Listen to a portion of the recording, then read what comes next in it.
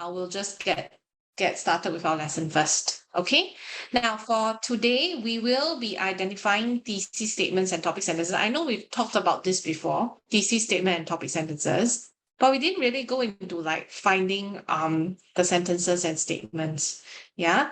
So in this case, I think we'll just quickly go through. I'm sure you know your intro, body, and conclusion very well already, right? Intro is basically to introduce main idea. Body will express one main idea each.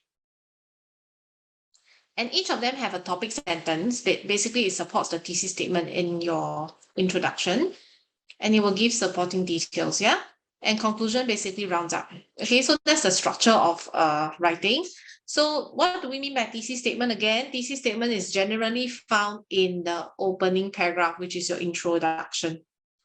Okay, it's generally found there because it helps to tell the readers what the compo is all about. It gives them direction. Okay, so it responds directly. I think we've talked about this before as well, but today is more of application, finding out which one is the thesis statement. Basically, that's what we're supposed to do. Okay, it responds directly to the topic, yeah? So the topic is, what problems do young people like you face? Okay, problems are part and parcel of life. We all face various problems in different phases of our lives. Adults have their own set of problems, and so do young people. Some say youth is the most difficult phase one must go through. Okay, indeed. So this is a personal expository. Indeed, a host of problems awaits the youngster straddled between childhood and adulthood. So this one is the thesis statement, because you can already expect this is the introductory paragraph, basically, right? This one is the introduction, right? You can't see. Wait, hold on a second. Yeah. Yes, okay. Right. Oh, sorry. Yes, so I was just saying this one is a thesis statement. It gives the reader a direction. So you can already expect that in the body paragraphs, the writer is going to talk about the different problems that youngsters might face. Okay, so you have to effectively use a thesis statement, and you need to be mindful that you must include a thesis statement, especially so for expository. Okay, you're Sec 1 now. Sec 1, generally you'll be doing descriptive or maybe personal recount. Eventually you will get to appreciate expository. I think most students will prefer to write expository for their O-levels topic. The reason is because expository does not require so much of a figurative language or even vivid imagery. They don't need that. Expository, basically, you need to have your points. And I think a lot of students find it easier to think about valid points and argument rather than thinking about how to write flowery language. Okay, so expository must have thesis statement. Yeah, so that's what we're going to talk about today, thesis statement. Now, next one is a factual expository. Okay, factual expository are largely based on facts. Yeah. So this is the introductory paragraph. Large families are generally a thing of the past, especially in modern societies like Singapore. The idea of having more than 3 children is typically shunned here because of the high cost of raising children and the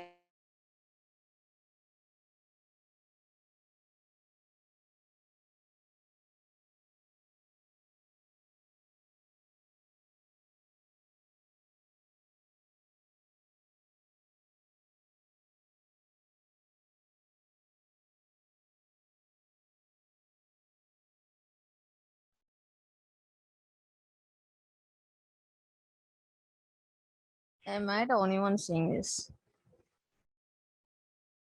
She's completely frozen. Yeah. I thought I was the only one who's seeing this. Okay, never mind.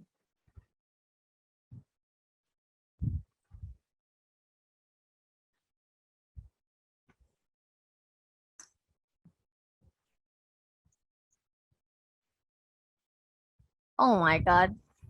Oh, wait, sorry. I think somehow my connection went off. So sorry, apologies. Yeah, okay. So I was just saying, if it's advantage and disadvantage, usually people will put depends on what you are supporting. If you find that there are more disadvantages to advantages, then you can have two disadvantage and one advantage. If you think that there are more advantages than disadvantages, then advantages will make up body 1 and 2. Then your body paragraph 3 will be your disadvantage. Okay, so generally, the moment we see this thesis statement now, it gives us a direction that, oh, this person is going to, yeah, thanks, Hao Lun. Hao Lun just reminded me that I need to share screen again because I was logged out. Thanks. Okay, so this one is, yeah, basically this is it. Okay, gives us a direction. Now, next one again is a personal expository. Today we'll focus more on expository rather than personal recount. So expository, like I said, there will be thesis statement. So in this case, it's a personal one. When one is lonely, the perfect companion is a book. A book can fill your hours with delight as you escape into other worlds and vicariously live the lives of the characters within the pages. Amidst the bustle and stress of daily living, a book can ease our minds and offer escape from the noise of the world. I love to read. Okay, so I see a variety of sentences. This is definitely a simple sentence. I love to read, but it does, place emphasis on it. Okay, then of course we have your complex sentences as well, and then your compound sentences here. So a variety of sentences. Okay, but the main idea is that you must have your thesis statement. Okay, so this is your thesis statement. The student's thesis statement is that the kinds of books I most enjoy are fantasy, thrillers, and science fiction. So you can already expect this student is going to talk about body 1, fantasy, and the reasons why he likes fantasy. Okay, then of course body 2 is going to talk about thrillers and why he enjoys reading thrillers. And lastly will be science fiction. Okay, then why he enjoys it. Yeah, so thesis statement must always be there in your intro. And then after that, subsequently, your body 1, body 2, body 3 must each have one topic sentence. We'll come to topic sentence later. We'll focus on thesis statement first. Okay. Now, this is a personal expository again. The topic is gifts. Sometimes you might be given one word topic. Okay, it is actually a hybrid question because when it's one word, you can write it as a personal recount. You can write it as a descriptive. You can also write it as expository. Okay, so it's a hybrid question. Yeah. We all receive gifts every now and then. We sometimes receive gifts on special occasions like a birthday. When we do well for an examination, we may receive a present from our parents. Then there are holidays such as Christmas when we shower friends and family with gifts to show our love for them. For me, gifts are not just material things. Non-material gifts are just as significant. Over the years, people have encouraged me, given me a listening ear when I was down, and offered me invaluable advice. These are gifts that I treasure and will always be thankful for. Okay, so in this case, this one is kind of special because remember, if you notice, the thesis statement always comes as the last sentence in the introductory paragraph, but it's not necessarily the case. You can sometimes put it in the middle of introductory paragraph. So for me, gifts are not just material things. Non-material things are just as significant. So body 1 probably is going to talk about material things, right? Then maybe body 2 will be on non-material things and their significance. Okay, so that gives us a direction again. Yeah. Okay, now let's take a look at another example. Now this time around is a factual thing. Okay, so just now it's about gifts and it's very personal because it's talking about, how you feel about receiving gifts and all, or giving gifts.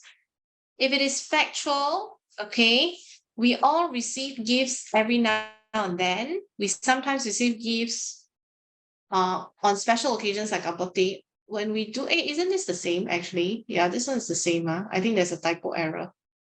Okay, this one I think we can skip. Okay. Now we will move on to topic sentence. Topic sentence, like the tree, the thesis statement will branch into different topic sentences. Okay, so it sums up the key idea of a paragraph. It must be linked. Okay, it must be linked over here. Must be linked to the thesis statement. Okay, so it keeps your writing focus, right? All the topic sentence, this is topic sentence 1, topic sentence 2, topic sentence 3 must all be linked to the thesis statement.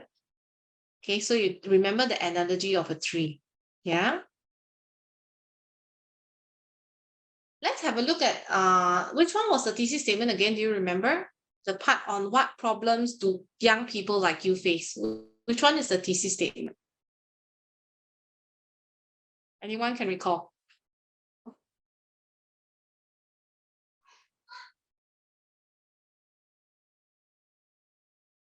Varun, what do you think? If I had an answer, I would have told it. Oh, okay. You would have volunteered, is it? Yes. Anyone else?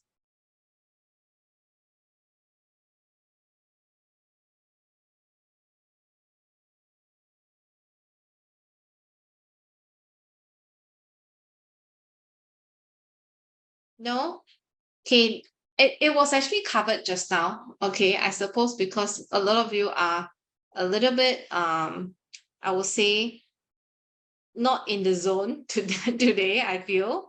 Probably because it's the exam. I mean, exams are over and all. Okay, it was actually covered just now. Indeed, a host of problems await youngsters straddled between. So this is actually the thesis statement. Okay, this is an introductory paragraph, and this is the thesis statement. Yeah. Okay, so yeah, we have identified it.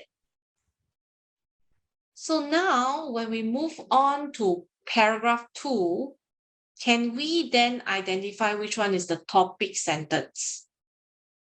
Remember, the topic sentence is like the tree, right? It must be linked to your thesis statement. Your thesis statement is a host of problems await youngsters straddled between childhood and adulthood. Okay, so what is the topic sentence here in the second paragraph, which is also your body paragraph 1? Because paragraph 1 is intro, paragraph 2 is your body paragraph. So which one do you think is the topic sentence?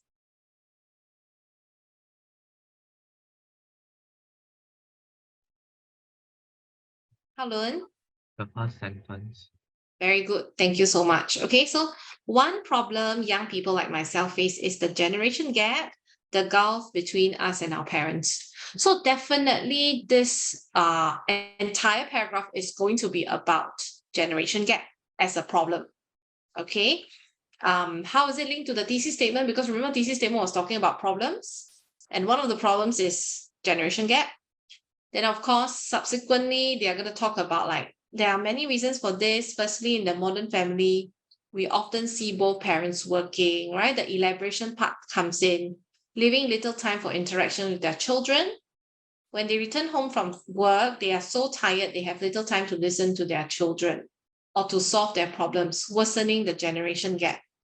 Often when they do have time to be involved in their children's lives, they are mostly concerned about school grades. In some cases, if the children do not perform according to expectations, parents become angry and place greater demands on them without first trying to find out why their children have slackened in their schoolwork. Secondly, there are differences in mindsets and values. For example, in terms of dressing or goals, parents may disapprove of the way their children dress in a certain way. As a result, youngsters may end up resenting their parents for not understanding them and placing unreasonable demands on them. Okay, so this entire paragraph is about generation gap as a problem, and it's linked to the thesis statement. Yeah, so that's correct, Haolun. The first sentence is actually the topic sentence. Okay, this one is the, oops, why is it in yellow? Let me see.